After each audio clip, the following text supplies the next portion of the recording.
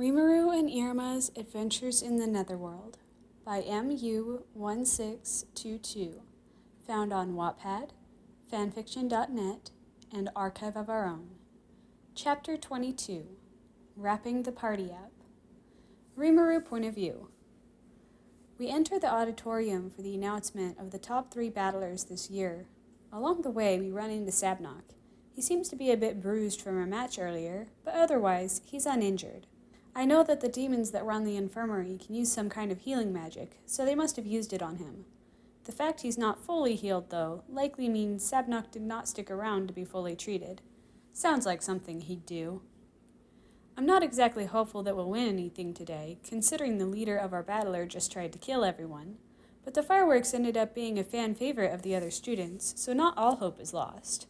Also, it looks like some of the students never realized the danger they were in, but know that Iruma and I, along with Az and Clara, are responsible for the spectacle that everyone enjoyed. When it comes to the truth of the matter, as far as I know, the school's main staff knows, the student council knows, and the police know. Az and Clara haven't even been fully briefed on the situation, believing that something simply went wrong with the fireworks and that Kiryu panicked because of that, causing him to lose control of his magic and create all those barriers. I'll leave it up to Iruma to tell them the truth if he wants to. They befriended that jerk too, so I'm sure it'll be painful for them to learn what he was truly capable of. The large room is buzzing with excitement and anticipation for the reveal of the winners. Many students debating amongst themselves who could have possibly won. Az seems a little too convinced that we've won the grand prize, and Clara is eating up his words of grandeur and agreeing with him. Iruma seems less convinced, but still hopeful. I, on the other hand, don't really care about all this hullabaloo. If we do win, I'm sure Iruma will be thrilled, which will in turn make me happy. But if that doesn't happen, I'm fine with that too. I'm not going to get bent out of shape over something so insignificant. Now, to announce the winners of this year's awards, our official presenter, our beloved Student Council President, Amari Azazel. The announcer grabs everyone's attention before gesturing in Amari's direction. Amari strolls confidently onto the stage, wearing something fancier than usual. She has a red cape, black elbow-high gloves, black feather earrings, and something resembling her usual getup, but with a different color scheme. It looks nice on her, I have to admit. "Iruma, your girlfriend's looking pretty slick today, don't you think?" I ask playfully as I nudge him with my elbow. "I told you to stop calling her that, Rimuru," Iruma complains. "Sorry, but she does look good in that outfit, right?" "She does, but don't go saying stuff like that. It's embarrassing," he whines even more. I laugh at Iruma's embarrassment. The boy's undeniably attracted to her based on the look he got in his eyes as soon as he noticed her a moment ago. Can't hide stuff like that from me, kid. "Don't get bent out of shape, CL. I can't help but acknowledge when a girl looks good in something. It doesn't mean I'm attracted to her. Plus, I'm trying to get her to date Iruma, so don't take me complimenting her clothes as anything more than that." "If you say so, Master." "You all did very well. I am thrilled that this year's event was another grand and joyous affair. And now, let's move on to the awards, shall we?" she asks. Considering Amari's fully aware of what happened, I'm surprised with how well she's hiding it. She knows that this year's battler party wasn't joyous at all, yet her face gives away none of that. The tension in the room grows in anticipation of Amari's next words. "Taking 3rd place, the succubus battler." Sex appeal always draws in the attention. This isn't surprising. Cheers erupt, and the scantily clad members of said battler seductively waltz up to the stage to claim their prize. During the event, they used their elegance and appeal to keep it engaging, which got them votes. Their reward will be a luxurious new club room. "It's so unfair," Clara pouts. "This is still 3rd place," Az reminds her. "When are they announcing the grand prize?" Sabnok asks impatiently. "Next, we have 2nd place. The recipient of this award is the new Magic Battler. We didn't get it again, Clara says. So we shall be taking the grand prize, Sabnock announces cockily. Oh, give it a rest, Az chides him, losing patience. This battler had a magic experience corner and expanded on magic development via interaction with the student body. Their new magic was a wondrous sight to behold. Their prize is a year's supply of black holy water to help continue the advancement of their research, Amory continues. From the whispers behind me, it seems that many of the students think the magical apparatus battler is going to win the grand prize. This only makes Az even more confident as he continues to quietly bicker with Sabnock over who will win it. Iruma is looking uncomfortable, whether it be because we might win, which will draw a lot of attention, or because he's trapped between the two arguing boys. Maybe it's a bit of both. Hey, be quiet, you two. They're about to announce the grand prize. I tell them to cut it out, since their spat is extremely distracting. As I already said, I don't care much about winning this, but I at least want to hear who gets the prize. Now, for the last prize. Here it comes, Clara says, eyes sparkling with excitement. Here it comes, right to me, Sabnock interjects. I hope you're mentally primed, Iruma, sir, Az says, fully convinced that we're going to win. Sure, Iruma mumbles. Over the battler party's 2 days, this battler garnered the most praise, putting them in the number 1 spot. Let us all praise them together. The tension in the room is palpable. Every single student is now silent, hanging on Amory's every word. The winner of the grand prize is... drumroll. The broadcast battler! Yes, the guys who made the announcements. I have to confess, I'm surprised, but after thinking about it, it makes sense. They helped with keeping order during the incident, along with the teachers and student council.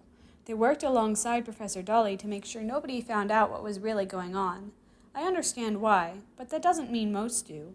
Everyone around me looks completely flabbergasted by the twist. What? Clara screeches. Seriously? I was positive we would take the grand prize. How could this happen? Sabnock screams. I admit I didn't expect this, Az whines, distraught by the results. He looks like he's going to cry or something. Sabnock looks the most upset out of our little group. He was fully convinced that his performance in that play would win his battler the grand prize. Iruma is simply clapping politely and smiling with relief, although I do spot a hint of disappointment in his eyes. He seems to have mixed feelings about not winning anything. Throughout every unforeseen situation, they kept broadcasting with level heads. Their perseverance and dedication to their task over the last 2 days merits the utmost praise. Among the cheering, there seems to be some confusion. As I observed earlier, many of the students were convinced our battler would win the grand prize. Since we didn't win anything, it left many puzzled. Suddenly, the buzz of chatter comes to a halt with a single word from my least favorite teacher. Silence! Caligo says in a commanding voice after taking the mic from Amory. This is normally when we would end the ceremony, but I have some news to report. This year's battler party was rife with more drama than it's seen in recent memory. During the ruckus, one battler, specifically 2 of its members, took it upon themselves to act out and put their lives in danger without a single word to the faculty. Caligo spits, his voice carrying a venomous tone. Iruma tenses up, knowing what's coming next. Looks like he's calling us out in front of the whole school. This would usually warrant a penalty, but ignoring all the attention they received would go against everything the battler party is all about. Therefore, we will be awarding the 2 fools most involved with a raise in rank. Now get up here quickly, Sullivan twins. He yells into the mic irritatedly. I have a feeling that this reward wasn't his idea, and that he's being forced to present it. Iruma stands completely still with shock, so I pull on his sleeve to get him moving. Let's go, I urge. We go up on stage and stand facing Caligo. Iruma is still stiff as a board, terrified by all the eyes watching us intently. Honestly, that was nearly an utter disaster. You couldn't spare a few minutes to report to me? Calico asks angrily, getting right up in Iruma's face. He's not using the mic anymore, but I'm sure many of the students can still hear his words. And even if they can't, they can surely tell that his words aren't friendly. The way he's treating this issue strikes a nerve in me. I'm really sorry, Iruma stutters in an attempt to apologize before I cut him off. I had the situation under control, so getting you involved was unnecessary, I explained calmly to the agitated teacher. You should already know this after talking to the chair demon. Iruma has nothing to apologize for, being the victim in that situation. He simply did all that he could to stop Kiriwo. In addition to that, grilling him in front of all these people is inappropriate and unprofessional, in my opinion. Teachers punishing students in front of their peers is a form of public humiliation, which is not an okay thing to do. When I was a teacher, I would have never done something horrible like this to my students. Discipline is a private matter, not something to be done on a stage. In response to my retort, Calico scowls at me. I return his glare with a smile, perfectly keeping my calm composure. I'm not going to start something on stage just because this dude's acting like the fool he is. After I shut down his rant, he seems to have realized that he's not going to win this argument and stops. Holding the mic again, he makes another announcement. In this young lady's case, the prize is also acting as her reward for winning the Combat Battlers tournament today. Seems like a cop-out, but whatever. I don't care about this ranking stuff. So Calico switches out both of our badges, making Iruma a Gimel, rank 3, and me a Vow, rank 6. The crowd cheers, happy for us. Iruma looks extremely uncomfortable with our current situation, though. Author's note. There are so many different spellings depending on translation for the name of the 6th rank, so I went with the one I like the most. Wow is what's used in the anime, and I think that looks stupid, so I'm not using it. Surge in the strength of the presence inside the gluttonous feeder ring detected. A physical manifestation of the entity is imminent. Surprised, I take a glance at Iruma's ring. Iruma is too distracted by his nerves to notice me focusing on his right hand. A physical manifestation, huh? You mean, like, a body, right? Yes, it may also develop a personality to some extent. I hope it won't be dangerous to him. I don't want the kid being attacked by that thing. It wasn't exactly friendly when it first showed itself, chomping on Az and Sabnak. That is an unlikely outcome, since it was sated by the power you are supplying it. Would you like me to make contact with the entity so I can assess its motives, Master? Right now's not the best time for that, since that might make it come out. Let's make sure we're somewhere nobody will see it first, since I think it should be kept a secret from most. Do you think you can suppress its manifestation until I say it's okay? Certainly, Master. With that potential ticking time bomb defused, we leave the stage, concluding the battler party. The students begin to sing that awful song that scares Iruma so much, and to my surprise, he starts singing along with them. Last night I laughed at how ridiculous the song was, and here I am again, laughing. I can't believe that Iruma's actually singing it with a straight face. Why are you laughing? He asks. That song! Why are you singing that song? I thought you hated it, I say in between bouts of laughter. Iruma looks shocked by the realization. You didn't even think about it, did you? I ask, chuckling. No, Iruma says hesitantly, freaked out by how easily he went along singing that song he finds terrifying. Before I can laugh even more from his reaction, we're both tackled by someone. It's Sullivan, who's thrilled that we've both ranked up. I had stopped myself from sidestepping and let him have his way, since I knew he just wanted a hug. Oh, my precious grandchildren! Congratulations on your promotion! I'm so proud of you! He squeals in a high-pitched babying voice. It's no big deal, Iruma says, nervously, blushing from the praise. I agree. You don't need to make a big deal out of it or anything. Thanks, though. Next thing we know, a horde of students with cameras, likely kids in charge of the school paper, come running at us down the aisle we're walking down. They want interviews and pictures with us. Iruma gives me a look of sheer terror, as if to say, "Please protect me." So I do. With a wave of my hand, I erect a barrier in front of us, the same type I used during the rookie hunt. Yes, you know it, the bouncy type. It's my new favorite ever, since I developed it on the spot back then. I give Iruma a grin and a wink to show him I understand what he wants. And not even a moment later, the mob hits the barrier, bouncing back and being sent hurtling through the air in many directions. "Oh my," is all Sullivan has to say in response to the multiple students getting flung into the air right before his eyes. Some of the more subdued students in the group stop before reaching my barrier and settle with taking pictures from a distance. We still end up completely surrounded, with the barrier only keeping all the people from getting up in our personal space. Eventually, we give in and allow a few interviews with some of the more calm reporters, but something, or should I say someone, catches my eye. We have a visitor, Henri Azazel. He's watching from a distance. It hasn't even been a day since we spoke, so him coming so soon is not something I expected. I'm guessing he's here to spend time with his daughter and not talk with Iruma, but I could be wrong. I look him straight in the eyes from across the room, letting him know I'm aware of his presence. His expression sharpens slightly in response, but he doesn't approach us. Irma's too distracted by the students all around us to notice my distractedness.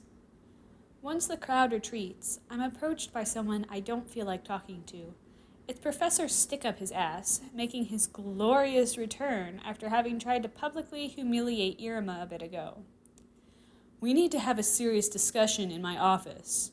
I will summon you once I decide on an appropriate time," Calico says in a serious tone. Before I get the chance to tell him no, he walks off. I don't feel like chasing the guy, so I let it go. Just because he's gonna summon me to his office for a talk doesn't mean I need to show up. If I skip out on this meeting, it'll surely piss him off, but that doesn't matter to me at this point.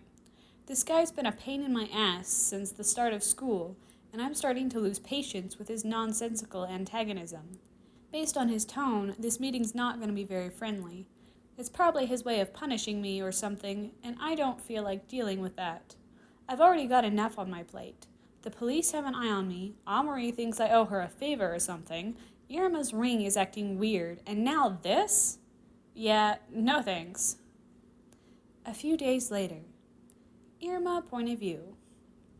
It's before school starts, so we're standing outside the gates waiting for them to open. There are very few students here so early, making the wait more pleasant.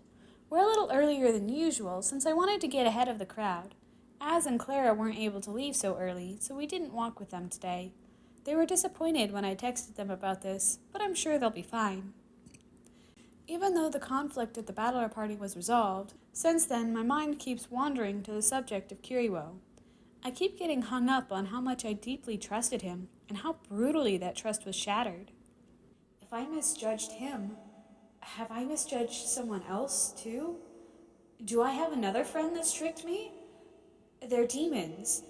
Those creatures are supposed to be great at lies and deceptions, right? I look over at the demon lord that I have for a pretend sister. What if Rimuru's been lying to me, too? What if she's just like him? What would I do then? Hey, is something wrong? That's not a great look you're giving me there, Iruma. Rimuru asks concernedly. I must have let my worry show on my face. It's nothing.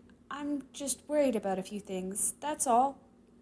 Well, if you want to talk about it, I'm here for you, all right?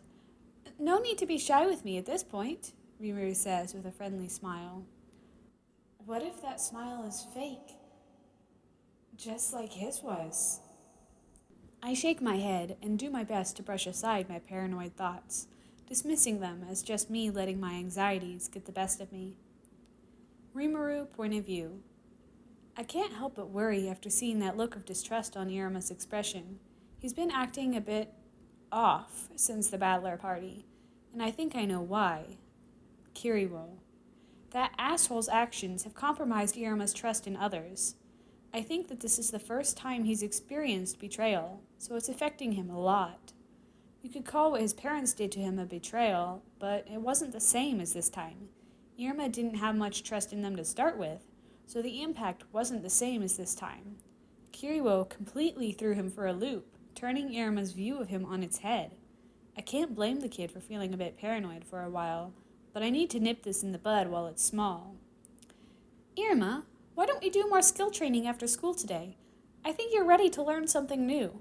I proposed the idea of us spending some time together to get his mind off Kiryu. He's only been acting sullen when he isn't busy doing something else, so minimizing his downtime should help. You think so? What are you going to teach me? He asks curiously. You'll see, I say, leaving him with something else to speculate about. That should help distract him. What do you think's best for him to learn, CL? I recommend teaching the boy thought communication so he can contact you at any time. Perfect! It's about time he learns to contact me whenever he wants. It's been a one-way street for too long, and it's starting to get annoying. Plus, he'll find it reassuring too, I bet. When it's time, we go inside and have our morning classes. Things go normally for the most part, although we're still getting mobbed in the hallways because of the fame we gained from the battler party. Iruma is acting more like himself, plenty distracted by the attention we're getting. I, unfortunately, have to leave him alone with his two friends for a bit later, since I have something I need to take care of. Not that I want to.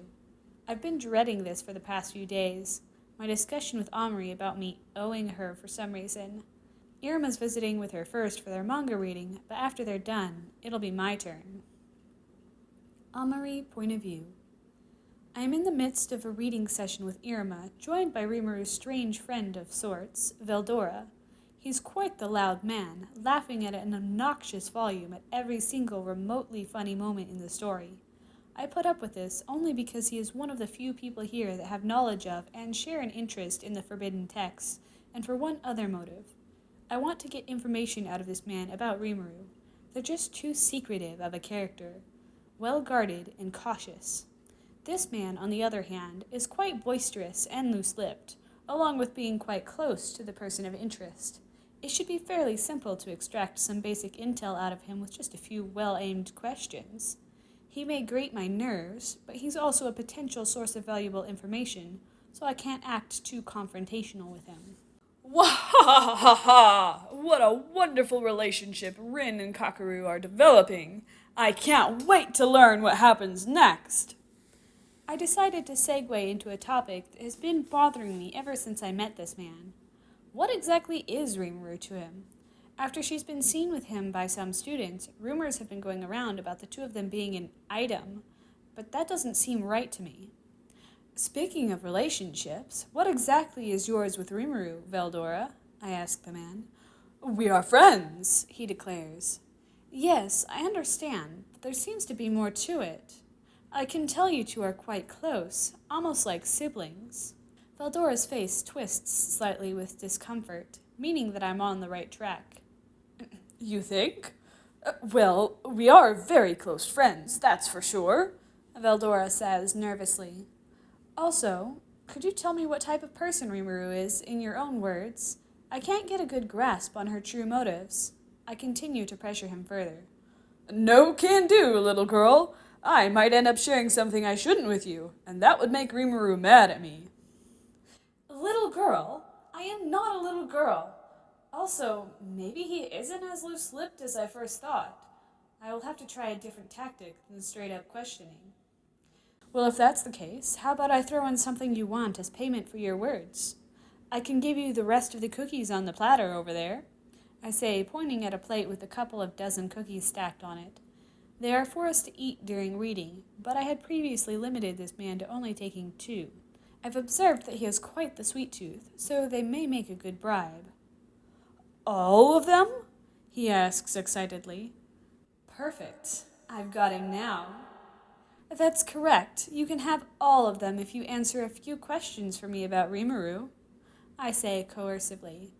Iruma, who has looked uncomfortable since the subject came up, finally interjects. Omri, I don't think you should, he says before I cut him off. Please be quiet, Iruma. This is important. I stop him from interrupting further. Iruma, point of view. Oh no, I think he's actually considering it. Rimuru's friend, Veldora, is being tempted by Omri into revealing secrets that Rimuru doesn't want anyone to know. I'm not sure what to do. If Veldora says too much, Rimuru will be incredibly angry with him. I may even be held complicit for not stopping him. I don't want Rimuru to get mad at me, but how do I stop this? Amari already told me to be quiet, and I'm too much of a pushover to go against someone as commanding as her. Veldora, point of view. What do I do? I'm torn between potentially betraying my own brother and the delicious plate of cookies sitting in the room, taunting me with their presence. Those cookies are amazing, and I really want more of them. But I can't have them unless I answer this little girl's questions. As long as I'm careful about what I say, things should be fine. Yeah, I just won't give this girl very much info, and then I will get to have those incredible cookies. Don't even think about it, Veldora. I've been found out. But Rimuru, I wasn't gonna tell her anything sensitive. Even if that was your intention, you should have asked me first. Amari, point of view. Sorry, but I cannot do that.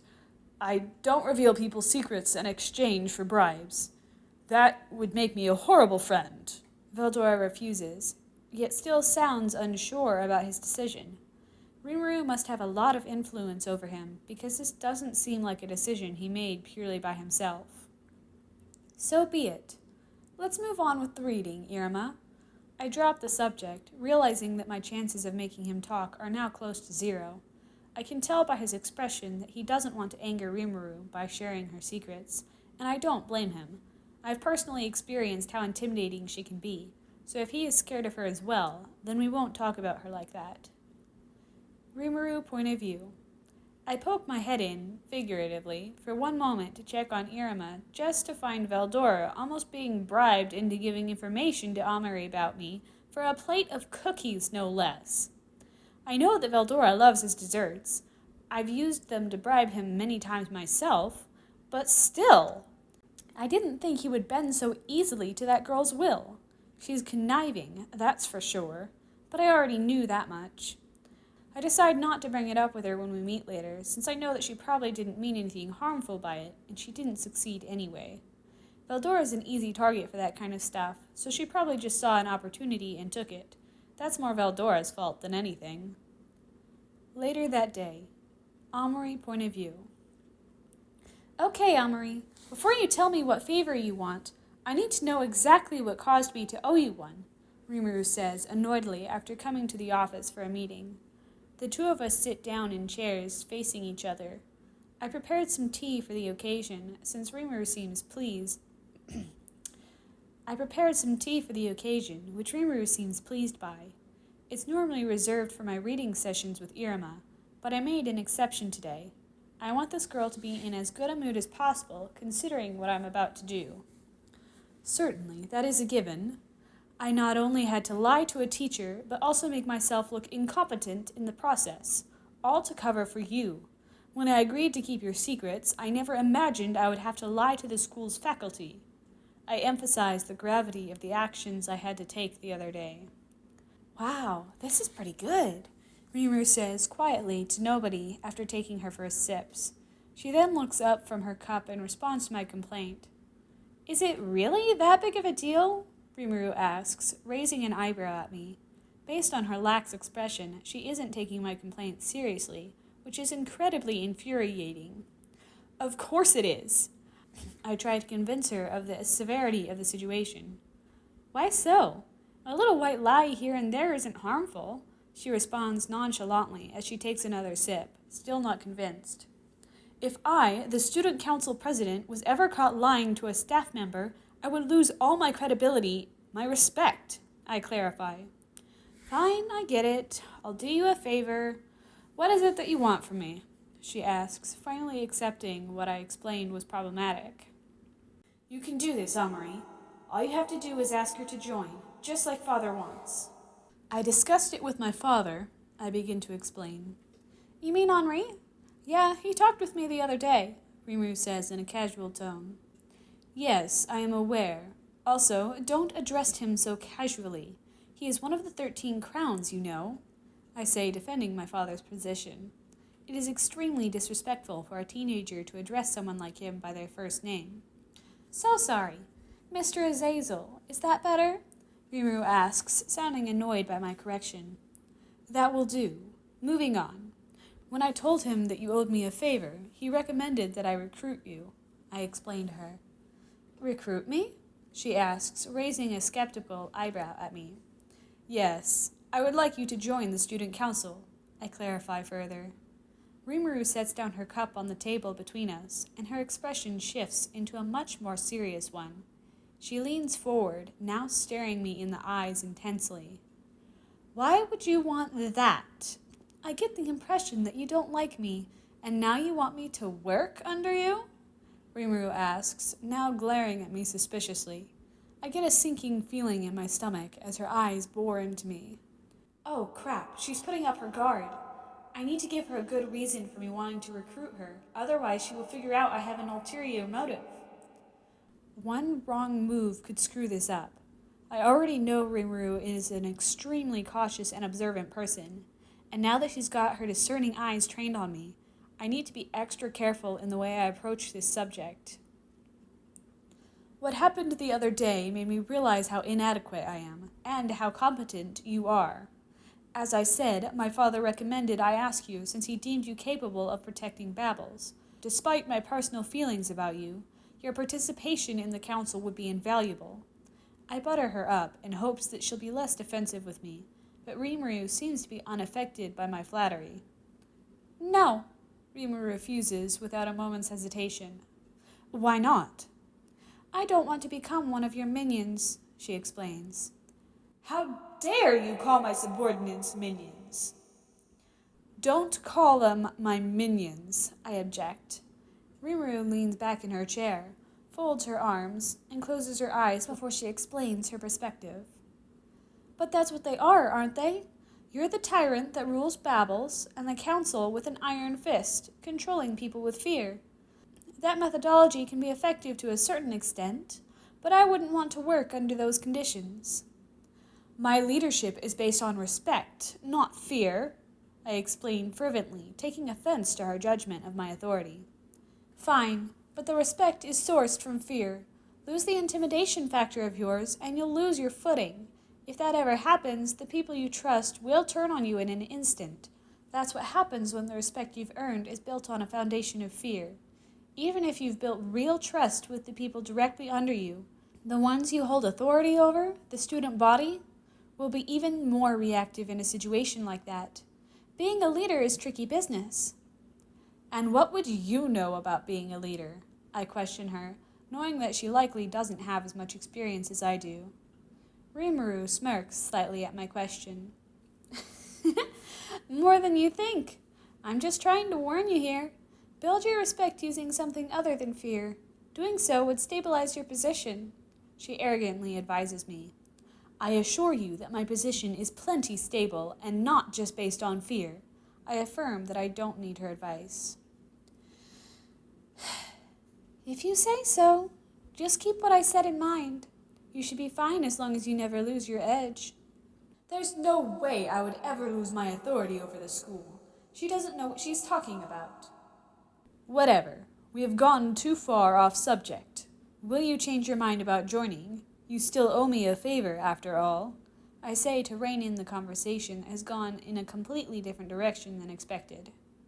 Rimuru sits back up in her chair, a quizzical look on her face as she weighs her options. Rimuru pauses, thinking for a moment. I could join and help for a week or two. A month tops if that's not enough to satisfy you. How about that? Rimuru suggests, trying to compromise. That is not possible, as it would reflect badly on the student council and harm its reputation if we recruited a new member just to have them quit soon after. It would be a PR disaster. I guess it's just a flat no from me then, Rimuru says, now slumped back in her chair again. Damn it, I'm losing her. Wait, joining the student council is an enviable thing, something many students only dream of. Very few are recruited. You should see this as an honor. I desperately tried to change her mind. My father trusted me with this task, and I don't want to fail at it. Well, I don't. I know it's a lot of responsibility, and I have enough on my plate as it is. she explains, unconvinced by my enthusiasm. No, I need her to join so I can follow Father's directions. Think, Omri, think! What can I do to get her to join? I think for a moment, trying to come up with some kind of compromise that will convince her to join while excluding things she is against. That's it! I can create a special position just for her. I'm not fond of bending over backward for this girl, but it is necessary for me to recruit someone as difficult to deal with as Rimuru. If you don't want to do menial work, perhaps I could have you work as an independent operative.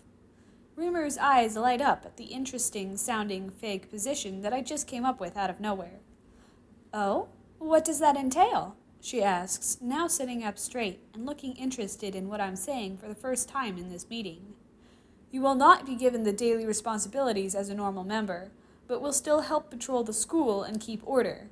I can ask you to do things, but you have no obligation to do them unless you agree. Attendance of some meetings will be necessary, but these would be far and few between. I would also require you to report any investigations you are conducting within the school, with much more detail than last time. I want to avoid a similar situation to what led us to this meeting.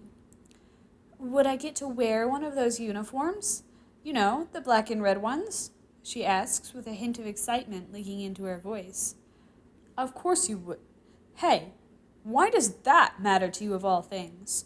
Thrown off by the unexpected question, I stumble a bit as I try to respond. I think they look cool. Much cooler than what I have to wear to school right now. I'm not into skirts or pink or girly stuff. The getup the student council wears is much more my taste. So can I? Sure. Does that mean you will join? Only if you agree to trust me to take care of things by myself if I say I can. You already know this, but I don't want any interference. And lastly, we'll be equals in this. I'll pretend to work under you in front of others, but you hold no authority over me. It'll all be an act, so don't think you can control my actions. I'm a reasonable person, though, so if you ask me nicely to do something on occasion, I'll help you out. That will be fine. Are you happy now, Father? You wanted me to get closer to this girl so I can monitor her movements and report to you. I hope this is worth it. So, when do I start? Right away. I will introduce you to the other members and give you your uniform after school today. Can I modify the uniform at all? As an independent operative, shouldn't there be some differences? Why are you so obsessed with the uniform? I ask exasperatedly, perplexed by her preoccupation with her clothing. Hey, I want to look good, all right? What's wrong with that? Rimuru says, irritated by me questioning her priorities. I will allow you to do so, as long as you run it past me first. I agree so that she doesn't possibly change her mind about joining. Cool! I'll see you in a few hours then, President. Or do you prefer Madam President? Or President Omri? Or... Any of those are fine. Just refrain from referring to me as just Omri around others. It is much too casual for someone who is working under me, even if they are acting. Makes sense. I'll do that. See you then, she says cheerfully. After she leaves, I breathe a sigh of relief. I don't think she figured out my true motives. Now to let my father know about my success. Rimuru point of view. That sly fox. Using his daughter to spy on me. I leave the room Omri and I had our conversation in. I never expected her to ask me to join her little group, but it works in my favor in the end. It gives me more authority, making it easier to do my job without interference. I just played hard to get so that she thinks she's won this little game. I don't care if that Henri guy spies on me a bit. I'm not doing anything illegal, so it doesn't matter. If having a little information about what I'm up to keeps him out of my hair, all the better. All I have to do is tolerate pretending to be Omri's subordinate, which shouldn't be much harder than what I'm already doing. Later that day, I returned to Omri's office to find the entire student council waiting for me. I guess she's going to introduce me to the group. So you did end up recruiting this girl, huh, President? The blonde-haired and yellow-eyed demon with freckles asks with a small chuckle. This is the same guy I overheard say that I had potential or something during the rookie hunt. He seems friendly, though. I think I can get along with him. Yes, she is the one that calmed the group of unruly students during the rookie hunt, correct? The boy with split-colored black and white hair asks. His violet-colored eyes are covered by his large round glasses. He sounds a bit more serious than the other guy, but he isn't rude or anything. Indeed, after witnessing her exploits during the Party Eve's disaster, I decided that she would be more than qualified to join our ranks, Amari answered, clarifying her reasons to her subordinates. So that's the reason she's going with, publicly at least. Hello, I'm Rimuru Tempest. I introduced myself politely to the group. Nice to meet you, Rimuru. I'm Kimmerus. The blonde boy introduces himself. Yes, welcome to the student council. You can call me Johnny. The demon with black and white hair follows suit. It's nice to finally have a new member. I'm Smoke, the only other girl outside of Amari says. She has purple hair and skin, and I can't see her eyes behind her bangs. My name is Grave. Welcome aboard, the dark-haired boy says. He seems to be a bit older than the other members, but it's hard to tell. Most of them are second years, including Amari herself, making me the youngest one. I'm older than them all, but they don't know that. All right, before we fully induct you into the council, you will go through a 2-week probation period, where you must show your dedication to the cause by performing well at specially assigned tasks, Amari explains. That sounds like a flowery way of describing hazing. She never told me anything about that. While I'm internally worrying about this probation period, Amari continues. This is something all members must go through, so it is unavoidable. I understand that you have proven yourself in the past, but exceptions cannot be made, she continues. I suppose it would look fishy if I just skipped over something that everyone has to go through. It's sketchy enough that she's giving me a special position right off the bat, so I'll just have to put up with this. I understand, President Amari, I respond, trying my best to sound respectful since I'm right in front of her little posse. I don't want them to hate me right away.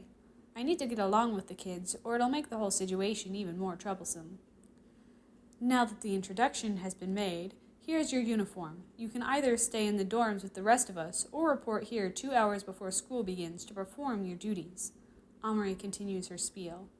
2 hours? Sheesh. I'm glad I don't need sleep. Otherwise, that would suck big time. I'll be there, President, I respond. I'm guessing that I won't be allowed to personalize this uniform until after those first 2 weeks. It sucks that I have to go through this probation crap, but I'll just have to do my best to earn these kids' trust in the meantime so they don't fuss when Amari promotes me. With my social skills, I'm sure I can win them over in no time. Wonderful. I will see you first thing tomorrow, Amari says. With all that taken care of, I head home with my new uniform in hand.